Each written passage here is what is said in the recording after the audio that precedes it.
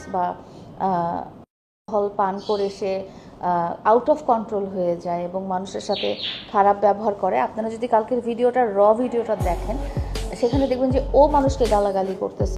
মাতাল হয়ে বাইক চালাতে গিয়ে দুর্ঘটনার শিকার হয়েছেন টিকটকার প্রিন্স মামুন। এবার মুখ খুলেছেন টিকটকার লায়লা।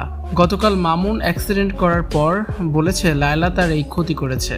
তবে সত্যিটা হলো মামুন মাতাল হয়ে বাইক চালাতে গিয়ে ব্রেক ফেল করে রাস্তাতে পড়ে যায়। পড়ে গিয়ে তার চোখে মুখে ক্ষতের সৃষ্টি হয়।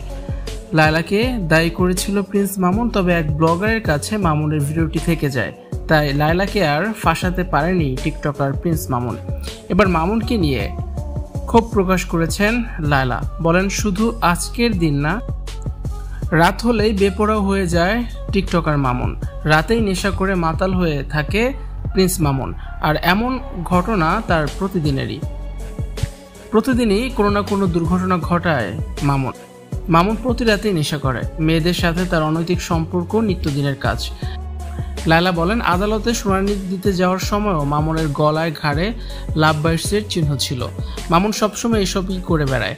মামুন প্রতি রাতে এভাবেই মাতলামি করে মাতাল হয়ে লায়লাকে মেরেছিল টিকটকার মামুনের সেই ভিডিওটিতে দেখা যায় মামুন ড্রিঙ্কস করে মাতাল ছিল। বাইক চালাতে গিয়ে ছিটকে রাস্তায় পড়ে যায় টিকটকার মামুন। এরপর তার চোখে মুখে ক্ষতর সৃষ্টি হয় এবং রক্তাক্ত হয়ে যায়। একজন ব্লগারের ক্যামেরায় রেকর্ড হয়েছিল মামুনের এই ভিডিওটি।